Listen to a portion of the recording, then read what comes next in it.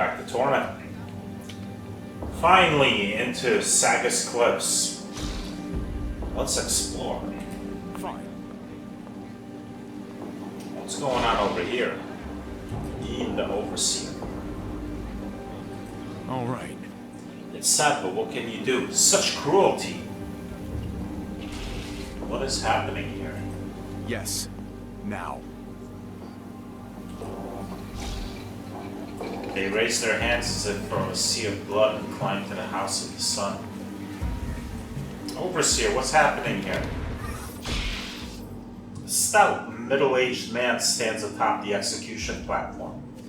He wears the badge of a city official, and a fringe of dreadlocks hangs down to his shoulders from his otherwise bald pate. He gives you a disinterested look as you approach. Please stay back with the others. What's going on here? He casts a brief glance over his shoulder towards Riss. The prisoner, Riss of Flatwater, is being publicly executed as a warning to all who would flout the laws of Circus Cliffs. What is Riss's crime? Treason. He sold state secrets to the enemies of Circus Cliffs. How does the execution work? He sighs. Another rustic. It is very simple, sir. Our nanos induce in him a hallucinogenic state. In this state, he experiences visions, nightmares really. He speaks of the things he sees, and his words become flesh as they leave his mouth. We shape the flesh into a human-like form, the death you see beside him. He gestures toward the hideous figure which looks to be made of rotting viscera. As more strands escape his mouth, his death wraps around him, and they slowly crush the life out of him. Wow, that's really gruesome. Once the condemned is dead, the devourer of wrongs will eat his corpse. He raises his chin. Proud. This is justice upheld in Circus Cliffs.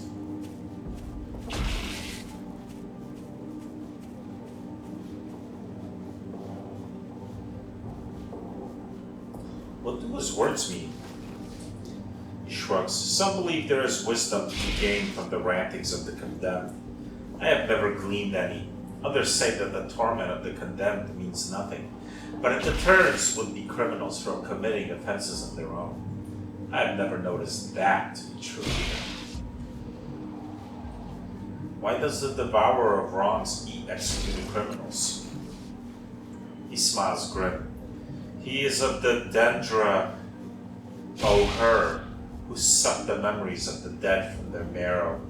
And those memories is not only the proof that the condemned were guilty, but also the names of their compatriots and other associates.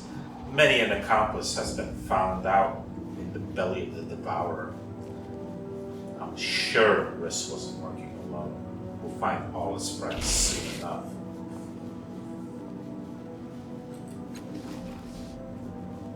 Who are you? He bows slightly. I am Yin, overseer of capital punishment, charged by the council with organizing public executions and making sure they run smoothly. Okay, well, have fun executing.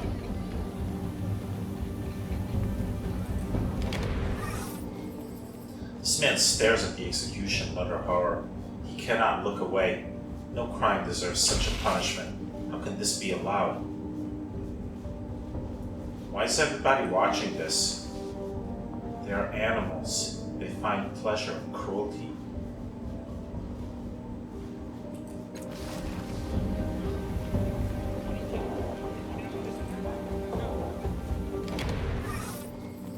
This woman listens intently to the ravings of the man on the nearby dais, hanging on to every word. She gives you a hesitant smile. Can you understand it? I know he's speaking great wisdom. If only I could decipher it.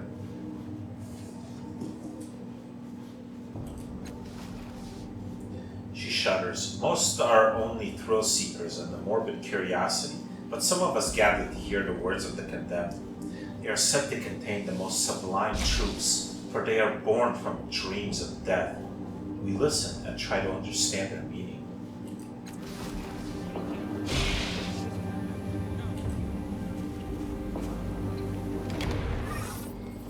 This man watches the execution with fevered eyes.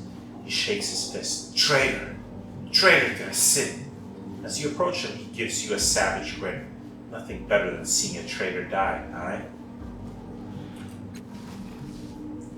To see justice done, he thumps his chest. If somebody hurts my city, I want to see them hurt twice as bad. And getting crushed to death by your own words is as bad as it gets.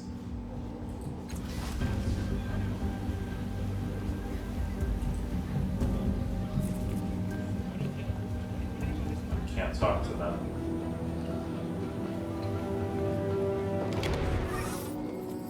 Oh, I can. This man is large and broad-shouldered, and his steel armor is painted in the silver and indigo colors of Circus cliffs. He seems to be an ordinary soldier or a constable of the city. Too ordinary, perhaps. As you scan his face, you see that his features are plain, forgettable, almost generic. Not only that, his eyes are a little too large, his smile too firmly fixed upon his face. He may look human, but his mind feels like a complete blank. Are you with the City Watch? The soldier peers at you, smile never leaving his face.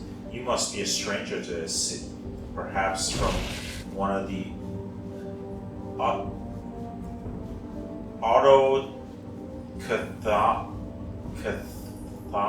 Cathanois tribes along the frontier. I'm sure I'm butchering that. Allow me to welcome you to Circus Cliffs, visitor. He speaks the final words like a title, almost an honorific. I am leaving. You may rely upon me and others like me for protection and assistance at the discretion of the council and the slave families. He calls himself a levy. What does that mean? Every citizen is required to raise a levy for the protection of the city. In times of war or strife, citizens are sometimes called upon to raise additional levies. Is it levy or levy? But this has not been required since a dread destroyer crossed the northern frontier 34 years ago. Levies are raised by citizens? Yes, a year of life is taken from a citizen. The lost year is used to create a levy. He pauses ever so briefly, though his smile remains fixed in place. That is why our lifespans are precisely 1 year long. When our spans are up, we degrade into our component matter. If you are curious about the process, I have been instructed to direct you to the Order of Truth, where you may observe the machine that is our parent.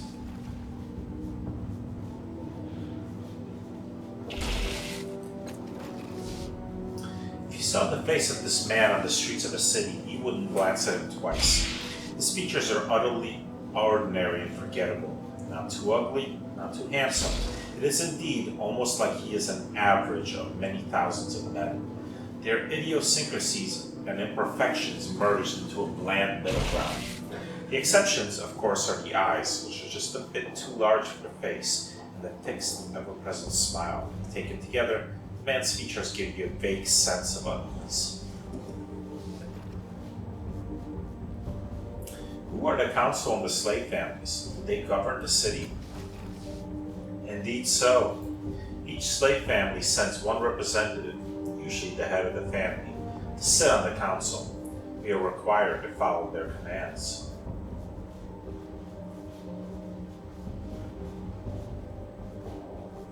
So you really serve the council, not the people of the city. A brief pause. Yes, that is correct. What's happening here?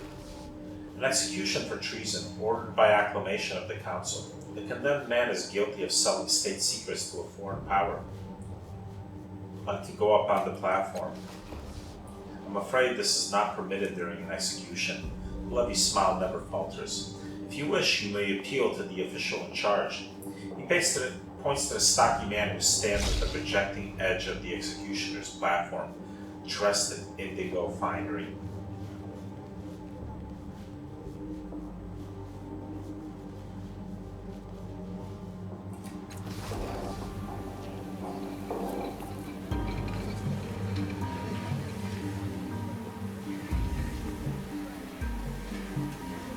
Oh, that's the main person. I should talk to him.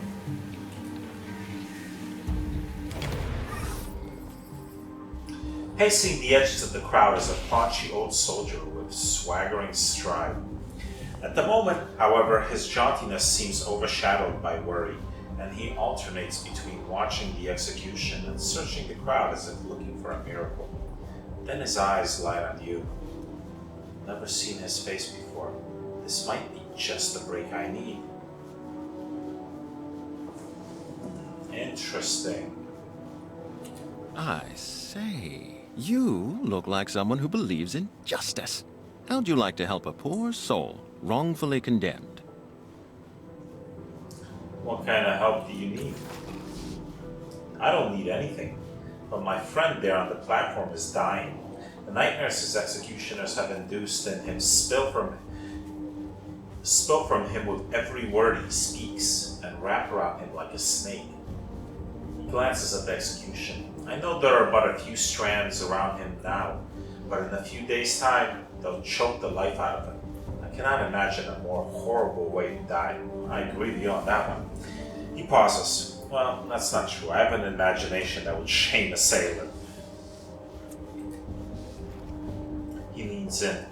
You'll need to be swift and willing to hold justice above law, but there is a way to save him. If you will hear me out.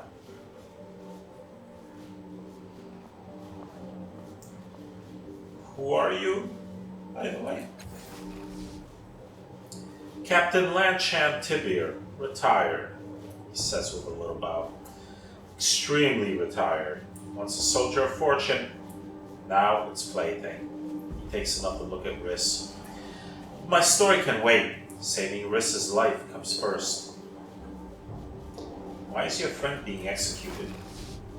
A misunderstanding, he says, waving a dismissive hand. Riss and I were hired to deliver some expensive brandy to an out-of-town buyer. He breathes a sigh, weighted with disgust and regret. Would you believe that the bottles were stuffed with state secrets? Riss was accused of selling information to the enemies of Sagas Cliffs. They called him a traitor. It was a travesty, he growls, his eyes blazing with righteous fury. The poor lad had no idea what was in there. Tragic. If he'd known, he might have escaped too. Then we wouldn't be in this mess. But you did, right? Well, he says, studying the air over your shoulder, there's a place for talking about what I know and what I don't. This isn't that place.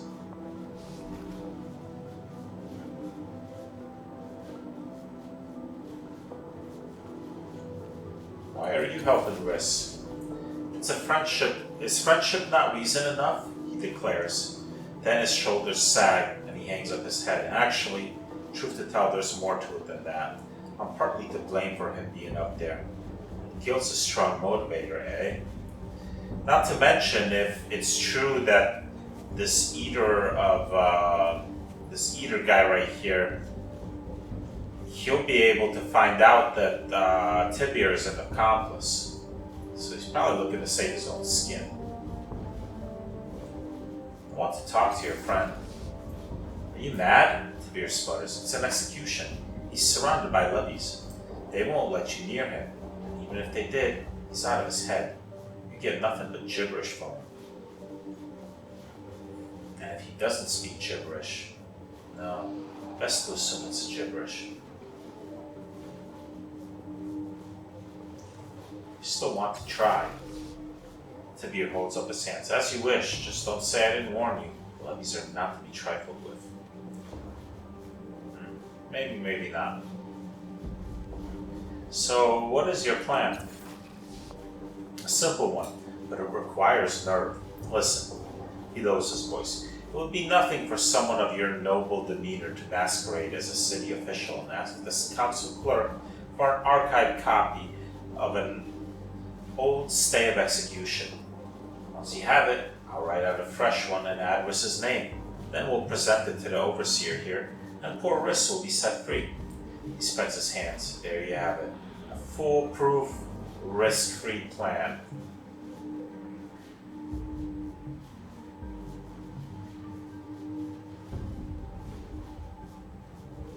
This sounds like an extremely risky plan. Nonsense, he says, waving a hand. It couldn't be simpler. Just be calm, confident, and wearing a winning smile. Gives you a winning smile.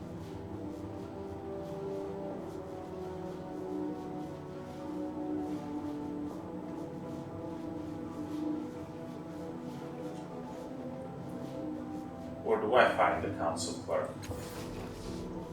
He'd be in the government square, of course. There's a podium outside the council tower. I can't think of a time he wasn't there. Would it be simpler to talk to the crowd at the execution, convince them to rise up and free Riss? Tibir looks uneasy. Well, you're welcome to try, friend, but leave me out of it. Sagas Cliff's crowds are notoriously bloodthirsty, and the execution officials are not known for their sense of humor. You might regret it later, and you'd be alone when you did. Too many unknowns in a scheme like that. Not enough escape routes.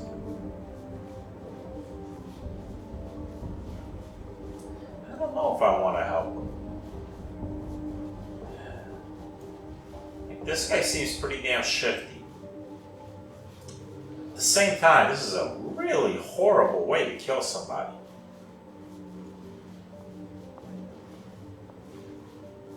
I wish I could walk away non-committal.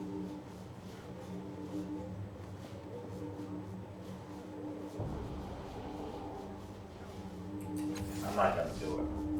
Have a heart. He says, shaking his head in disbelief. Can you really walk away when it's in your power to save a man's life?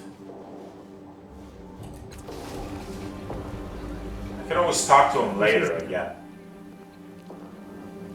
Like, if I talk to him right now, will it?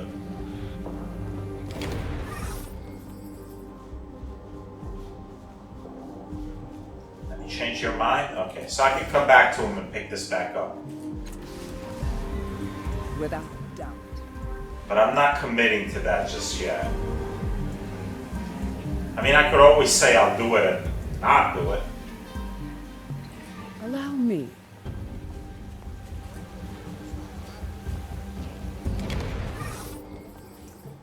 Wind spins off the distant sea, sweeping between you and the boy, whistling up toward the peaks of Sagas Cliffs. He glances at you, then at the crowd in the plaza beyond. He appears to be looking for someone. Would she have come to the city? Doesn't seem like her kind of play, but... Saw you wandering down in the reef, he says. Did you get to that star before the others did? He looks back at your face and grins. Guess not. That ain't the face that found a good pig.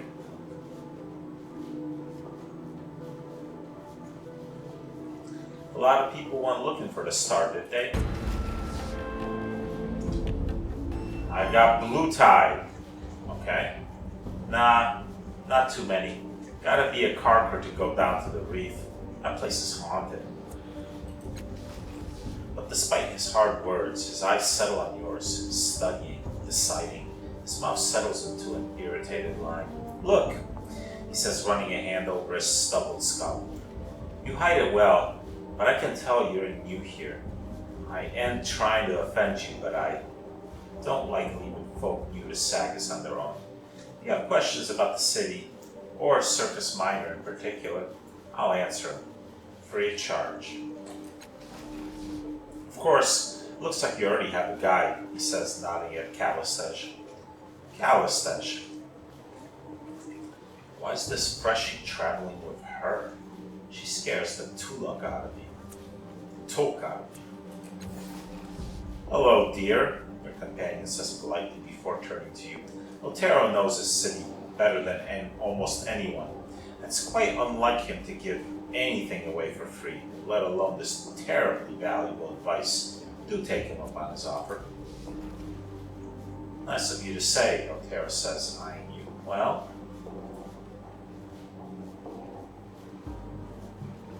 Do you live here? Not really, he says. Walls are nice, but they keep you in one place. I like to move around, explore. Don't like being here much at all, really. City folks are scarier than scroungers. So we're in Circus Minor now.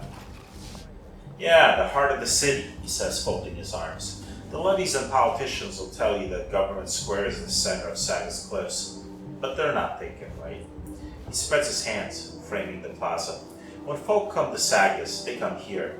They talk and trade, flirt and fight, tell stories. Everyone who comes here leaves different.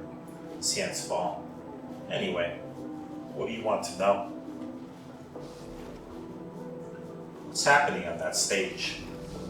An execution, he says, rolling his eyes. It'll be going for a few days yet. All those folks think they'll learn great truths from the nightmares of a dying man. Shake his head. It's not worth my time. But it might be worth yours if you haven't seen one before.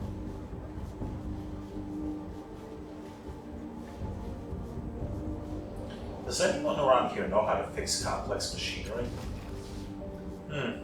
Says scanning the plaza. Prada, that's the bug lady in the market, is pretty good with machines. You might ask her for advice. He rubs the back of his neck. Otherwise, you'll want to visit the foreman in the underbelly. They might be able to fix it. They can stop fighting long enough.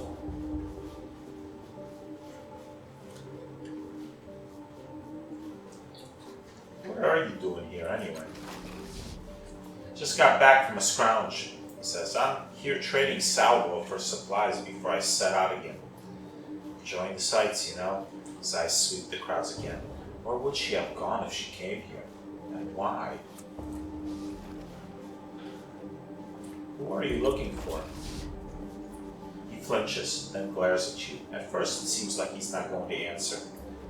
A girl I met a while back, he says at last, looking away. She was new in town, like you.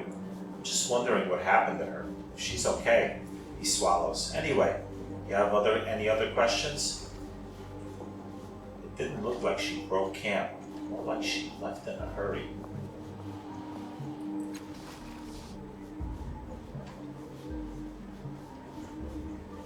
Where's the Order of Truth? Making a note. In Government Square from here. Follow the path around to the left and look to the stairs going up. Well, I might as well ask him about the cult of the changing god, even though we're not headed that way. I'll remember that. Well, you're not going to be able to miss him, he says, smirking. They're camped around that weird clock on the other side of the square. He settles his hands on his hips. What do you want with those carkers anyway? They owe you something? I just need to ask him a few questions. Fair enough, he says shortly. Even carkers get it right sometimes.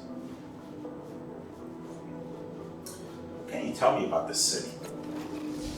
Depends what you want to know, he says. I spend most of my time in Circus Minor, but there are other districts too.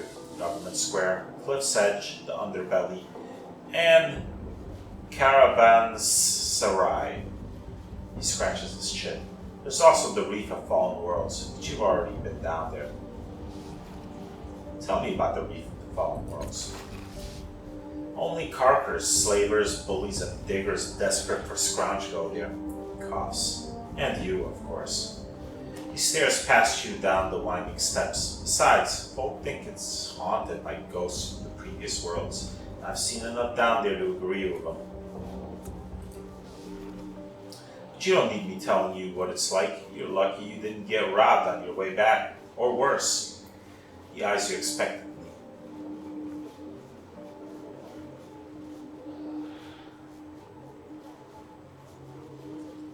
Someone named Coral tried to rob us on the way up. I bluffed my way past him. Ooh, I got some silver. Heh, that's not easy. Otero rubs the back of his neck sheepishly. I got a good kicking from him for trying the same thing once. So tell me about Caravanserai. That's the port of Circus, he says. Any ship that can fly lands there. makes their trades, and takes off for foreign lands. He turns a scornful eye towards the distant flags on the high crag. Plenty to see right here in Sagas. Don't know why people insist on leaving. What is Cliff's Edge? A damn dangerous place to live, says, laughing.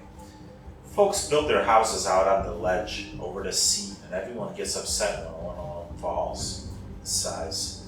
I hear it's been getting worse lately. Watch your feet up there. What can you tell me about the underbelly? Imagine an underground place where the city sends everyone they don't like. Cannibal cultists, mutants, carkers, and thugs. Now, add a stink like burning metal and cooking meat. That's the underbelly. You mentioned Government Square. I did, he says, nodding. Bet you can guess what's up there.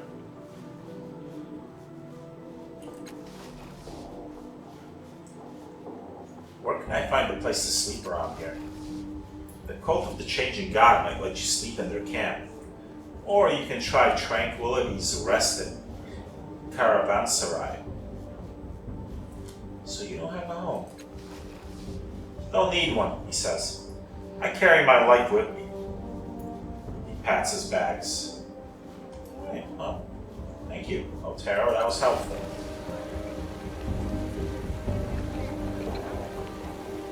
All right.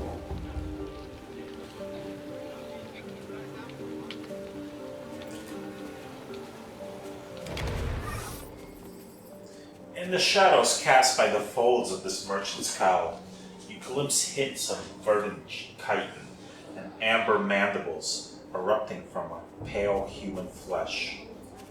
Her voluminous robes cannot hide the fact that her movements are off, as if too many joints inhabit too little space. But her voice is warm, tumbling flood of spoken thoughts and impulses.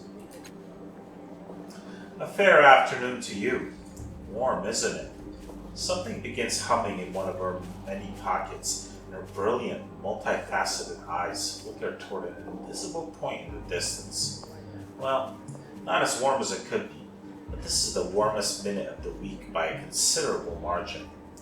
It trails off, but the hum continues. Oh, you have one of those tattoos too. Anyway, can I interest you in some prime artifacts? Dusty relics, Numenera of uncertain origin? He looks like that pale woman. No, you're right, Birdie. Not looks, smells. So, this pale woman that she's thinking about, I'm assuming also had a tattoo like mine, which means she must have also been a cast-off. I'd like to see this woman and speak to her.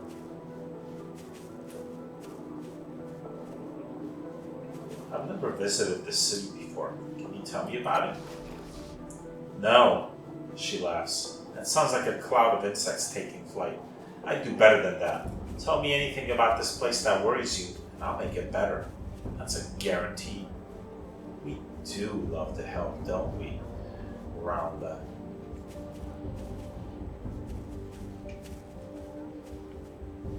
What part of the city should I see first? All of it. Take it from me, everything is worth seeing. Even the boring bits. Take your time. Talk to everyone you meet. And keep your eyes open. Wow, that sounds like general RPG advice right there. Are there any dangerous areas I should avoid? Not at all, Prada says, waving her claws at you. I hear so many rumors about how the underbelly was ruled by vicious thugs, but when I went down there to make trade, no one so much as glared at me. She hesitates. Of course, they were probably worried I was going to snip their heads off, but the underbelly is fascinating and well worth the risk. Most everywhere is.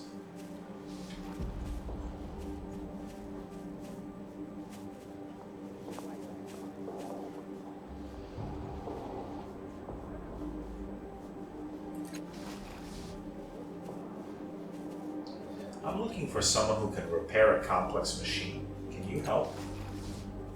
Ooh, I'd love to. Complex machines are my favorite, but no, I shouldn't. I'm really behind on work orders this month. This may surprise you, but I'm very, very, very easily distracted. He shrugs beneath her robes.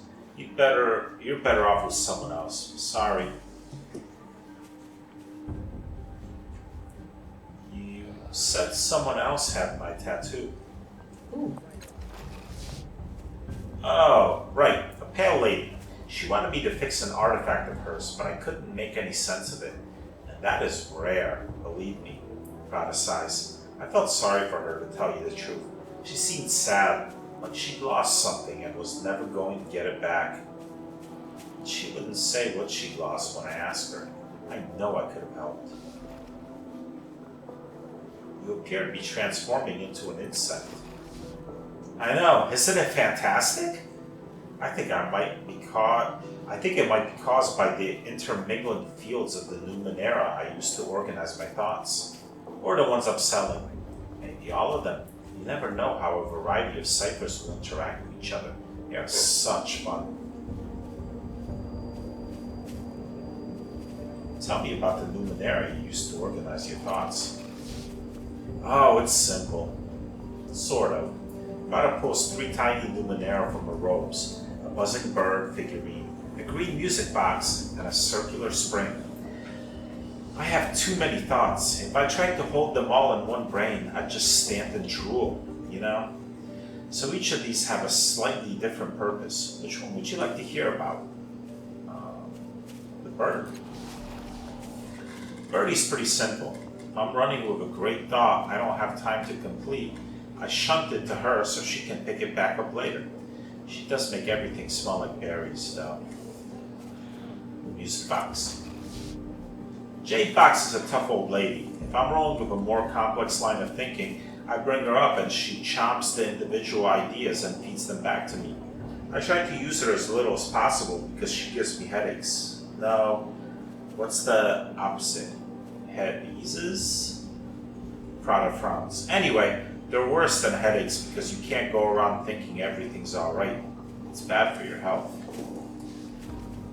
And the circular spring. That's Rounda. She's a bit scary. I can shunt a bunch of thoughts into her, but she doesn't process them. She just gives them back to me, slightly changed, and infinitely better than when they went in. Prada leads in conspiratorially. I try not to use her much, she whispers. I feel like cheating. Can I buy one? I hate to say no, but I've had them since I was little. They're practically family. Well, let's see what you're selling.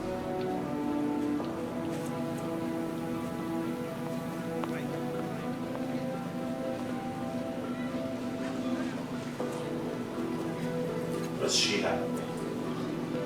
She has a dress, a cloak, some willpower, and a light range weapon. I don't have a weapon at all. Might be good for me to get one. I mean, I'm gonna try not to get the combat, but you never know. How much money do I have? 27.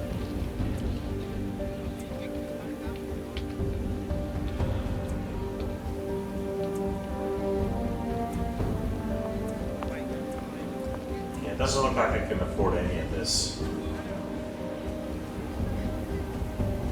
Wow, that's a pretty damn good cipher. That basically, that's a full heal for the entire party. Damn.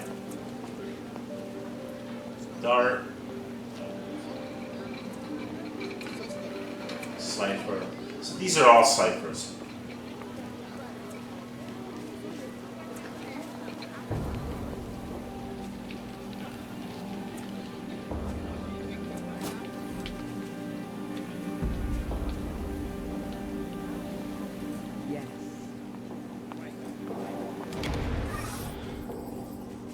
This couple stands together, their shared gaze fixed away from you. No words pass between them. Instead, they share a silent language of tenderness. Their bodies turn subtly towards each other, forming a private space between them. His hand reaches for hers. Without looking, she claims it. Still looking past you, they smile together. His is a curving line carved in oak. Hers an unabashed and radiant as a lantern on a starless night.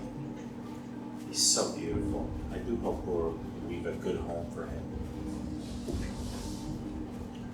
Are you talking about a child? Is that the kid that's running back and forth? Turning, you see the objects of your attention. A young boy darting between the stalls and playing in the dust. Each distant, exhilarated shout widens their respective smiles and tightens their grip on each other. Is that your son? Yes, he says firmly. He's still watching the boy, but a wary stillness has spilled into his posture. She swats his shoulder, and there's more punch than playfulness. Not yet, she says. We've adopted Jerem, and we're waiting to see how he feels about that. Aren't we, Kalanor? His eyes flicker stubbornly, but he does not respond. Go away. Go away.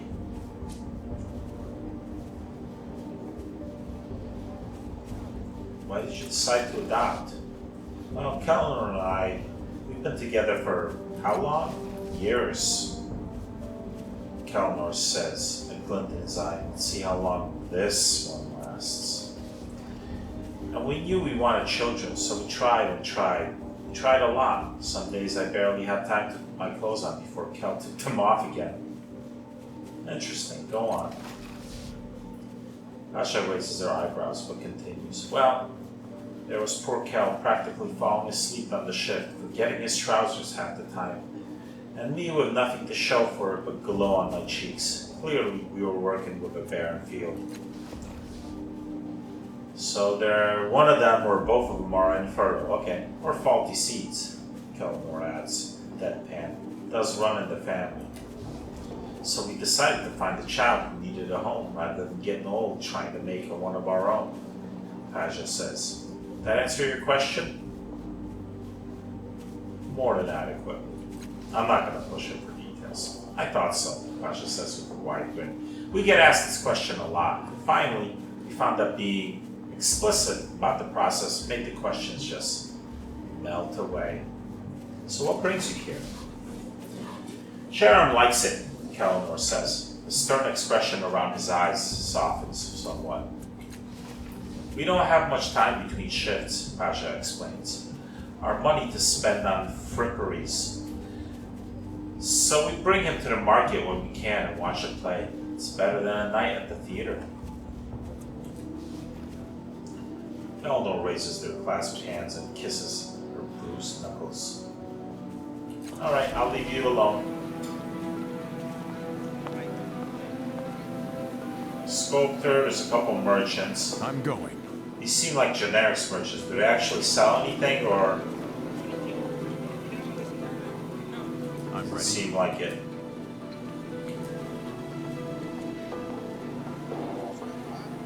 Probably the same here, right? Yeah. All right. Sculptor and a slaver.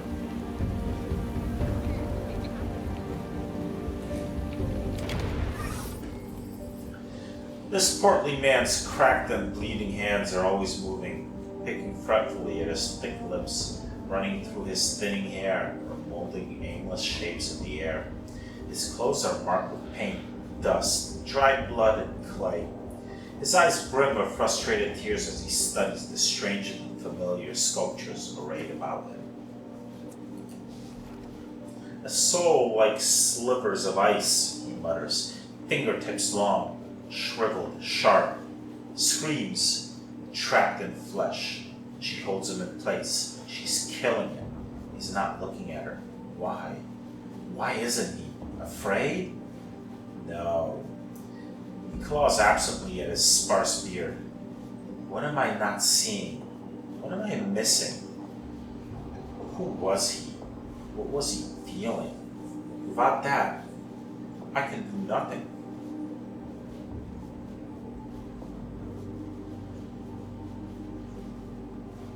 What's wrong? Everything, he says without a moment's pause, effortlessly drawing you into a self-directed tirade. Every detail is almost right, which means everything is wrong. I am Zaofi, stone carver, sculptor, divine painter of living eyes. And in this challenge, my greatest work, my talent has finally abandoned me. He sweeps a scornful hand at the sculptures. Behold my art, wanderer. Witness these dull stumps, these crude replicas of a sublime being. What is it you think I've made?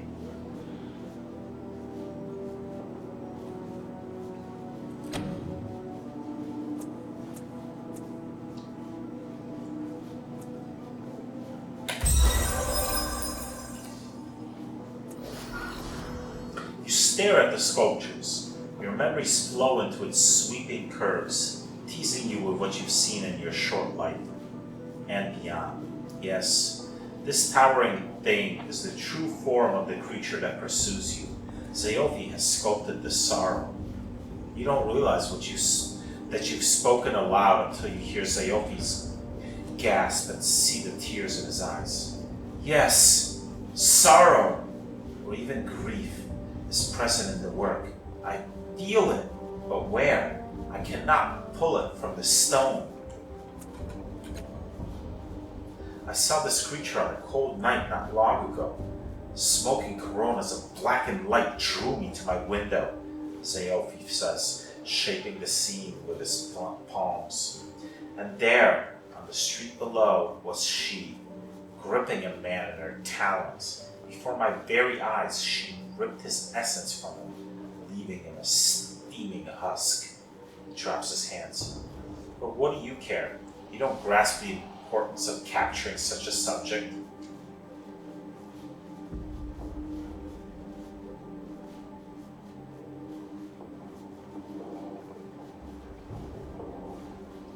I've seen aspects of her. Maybe I can help you capture the details. Got more silver. You think I'm trying to sculpt the killer? He says, and then immediately corrects himself. Of course I am. I've succeeded, in fact. She is beauty and vengeance incarnate.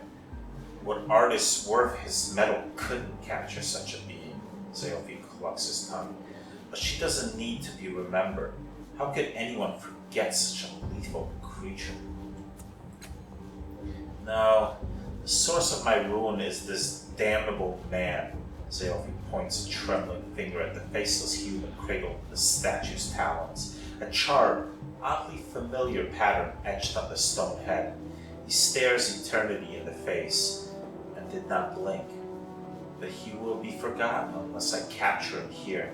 I cannot do that unless I know what drove him. Zaofi swallows. The moment he fell, I ran for the street. But the Dendra O'Hur claimed his body and took it away, probably to their foul chapel in the underbelly. Now I'll never know who he was.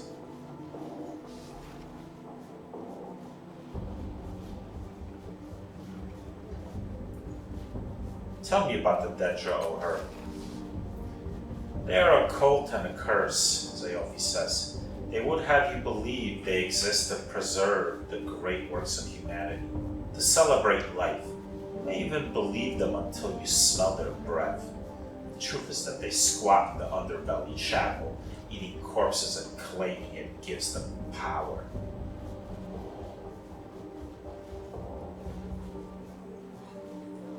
Is there anything else you can remember about the creature that killed your subject? What a surprise, Zaofi says with a ragged, scornful sigh. Yes, let us ignore the incandescent flare of this stranger's brief life and focus on his murderer. She's so much more glamorous. He grips his sparse hair as if it's going to fall out and glares at you. That's what you want, isn't it? That's what everyone wants. Like so many, he wants flash and flourish. But humanity is what truly inspires.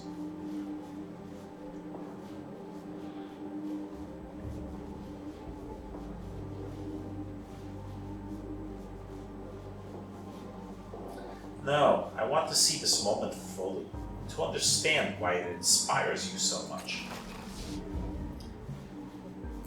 Got some red tide. Oh, of course, Zaofi says, a flattered blush rising on his cheeks as he directs your attention to his work.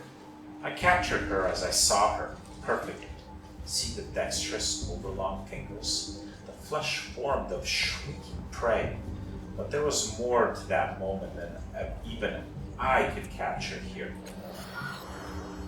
In studying her from my window, I knew that she did not belong in her world, and yet I could not help but see her there, as though she was forcing me to accept her presence. Zeofi licks his lips. To look upon her is to see death made flesh, and yet her victim saw her and did not flee.